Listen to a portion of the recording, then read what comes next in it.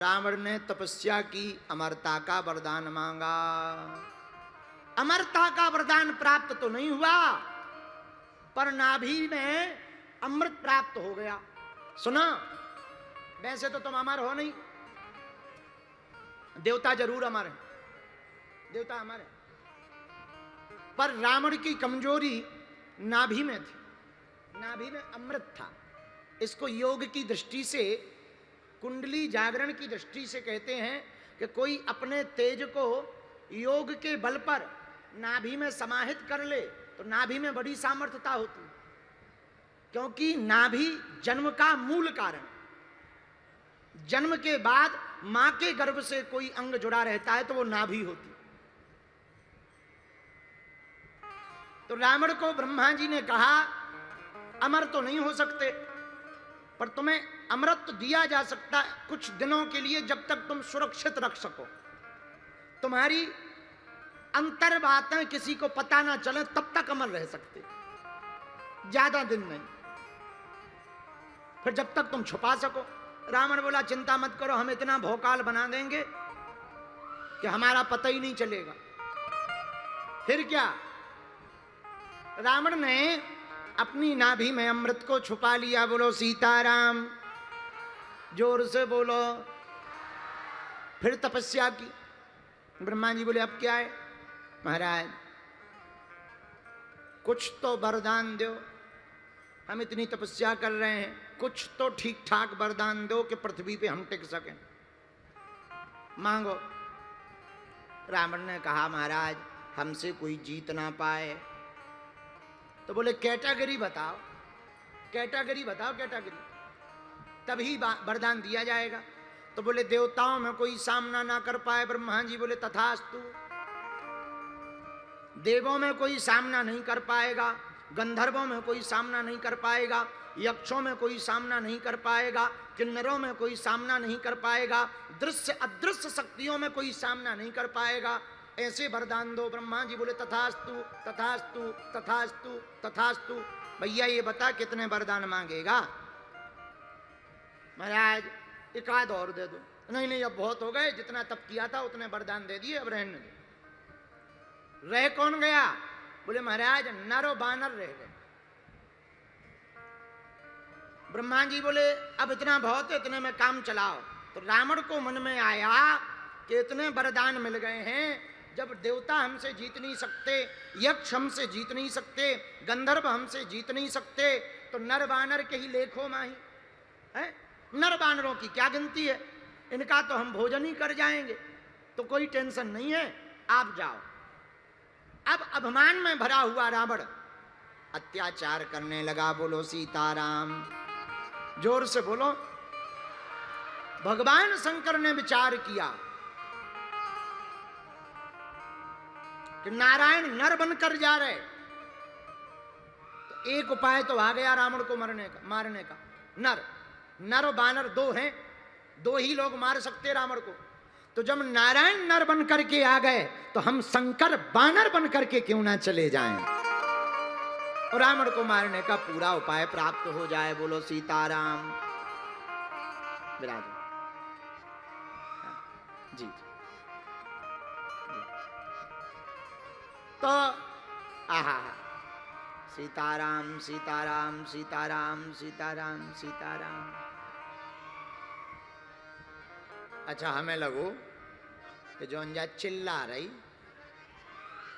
जाइए ओचाट खा गई, और हम विधि थे बगल में समझावे में, कोई बात नहीं, सब चलता रहता। बोलो जय बजरंगबली की, हनुमान जी महाराज की। तो भगवान शंकर ने विचार किया, श्री हरि नर बनकर आए तो हम शंकर वानर बनकर के जाएंगे। बोलो सीताराम। इस कारण से भगवान भूत भावन महादेव वानर बनकर के, हनुमान बनकर के प्रकट भय, राम जी की सेवा करने के लिए, राम काज को पूर्ण करने के लिए। इसलिए गोस्वामी जी ने लिखा, राम काज लगे तब अवतारा, सुन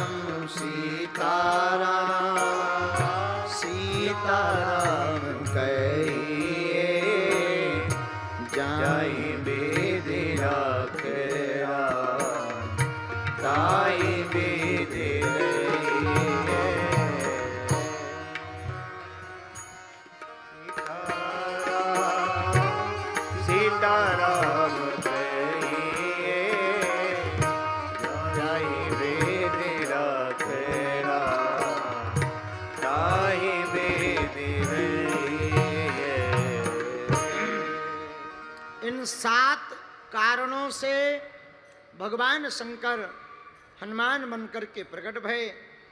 बात सिद्ध हुई, हरते भय हनुमान, हर से हनुमान भय। भगवान शंकर ही राम जी की सेवा करने के लिए हनुमान जी बनकर प्रकट भय माता अंजना के यहाँ पर।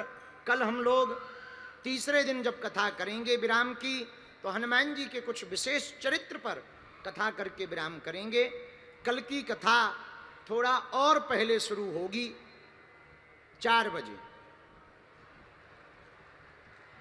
जिस पर राम जी की कृपा होगी उस पर सबकी कृपा होगी, पर व्यक्ति को अपना महत्व नहीं समझना चाहिए। जैसे करने वाले परमात्मा करते दिखाई हम पड़ रहे हैं।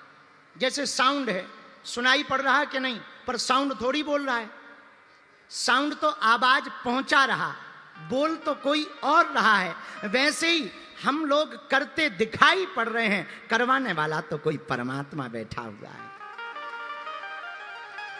सबके अंदर बैठा है। लेकिन एक बात दूसरी, पर भैया अगर हम ये मान लें कि ये हम कर रहे हैं तो अहम आ जाएगा। और एक संत कहते हैं, अहम की अकड़ ज्यादा चल नहीं सकती, मौत की घड़ी कभी टल नहीं सकती। लूट कर दौलत भले ही जमा कर लो, पर पाप की कमाई कभी फल नहीं सकती। अगर हम माने कि ये हम कर रहे हैं तो अहमता से भर जाएंगे, लेकिन अगर हम ये माने हमसे भगवान करवा रहे हैं तो प्रभु की ममता से भर जाएंगे। अब निर्णय ये हमको स्वयं लेना होगा कि ममता से भरना है या अहमता से। पर ममता से प्रभु की भरना है, प्रभु की कृपा से भरना है, तो एक ही उपाय है, खुद को तो साधन मानो। हमारे एक मित्र हैं, बहुत अच्छी बात बोलते हैं कभी कभी। बोले सुनो पंडित जी, हम लोग सब भगवान के इंस्ट्रूमेंट हैं, वो बजा रहे हैं, जैसा वो राग तान देते हैं वैसे ही राग निकलने लगता है। तो कोई तबला है, तो कोई तमूरा है, तो कोई हारमोनियम है, तो कोई ढोलक है, कोई हमारे जैसा खंजर भी है।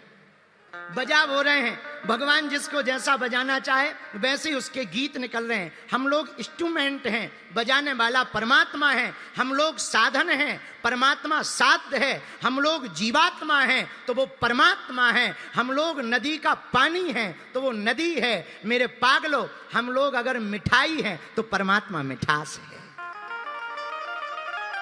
लेकिन दोनों की भूमिका जरूरी है। पर हम अगर ये माने कि हम कर रहे हैं तो अभिमान आ जाएगा, अगर हम माने भगवान कर रहे हैं आहा तो स्वाभिमान आ जाएगा। बोलो सीताराम। पर इसमें तीसरी बात, अगर ये मान लिया जाए कि भगवान करवा रहे हैं तो भगवान की कृपा हो जाएगी। और भगवान की कृपा होगी तो होगा क्या? ता पर कृपा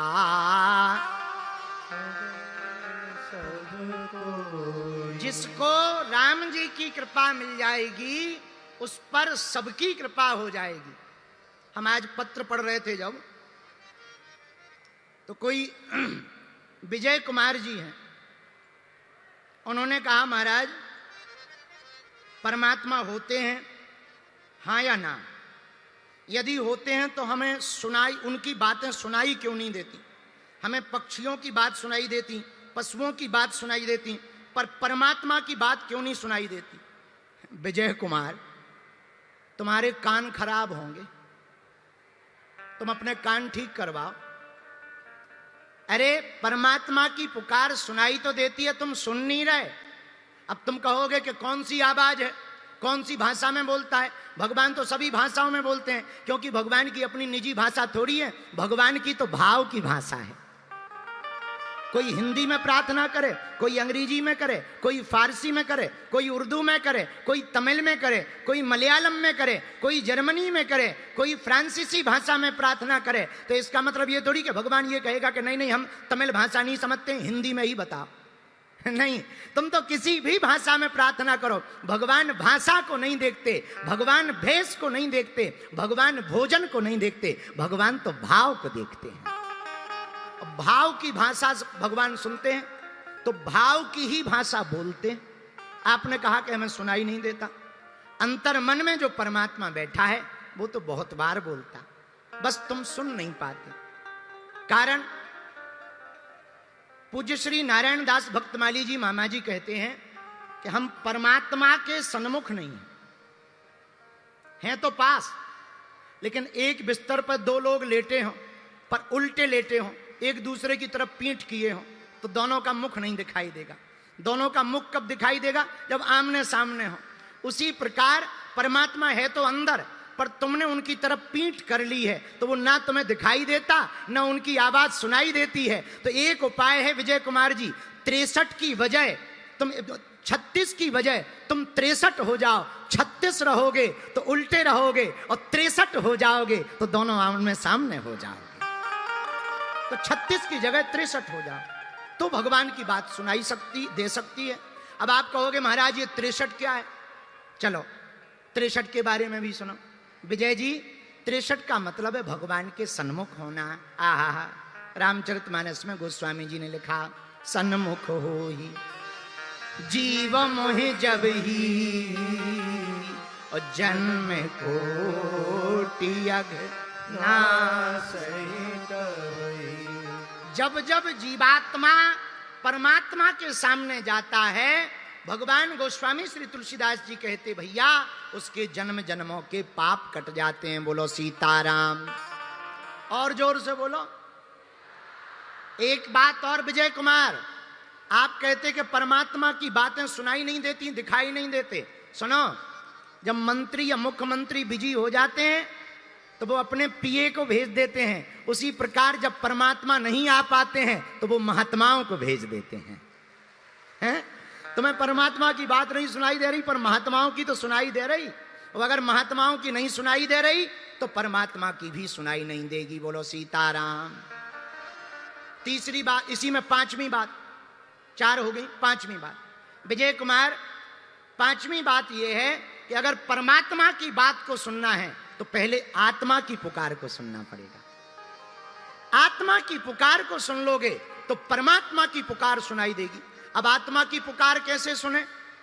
अंतर मन में उतर कर। बाहर भगवान को नहीं खोजा जा सकता। जो बाहर खोजता है वो पा नहीं पाता है, जो अंदर खोजता है वही प्रभु को पा जाता है।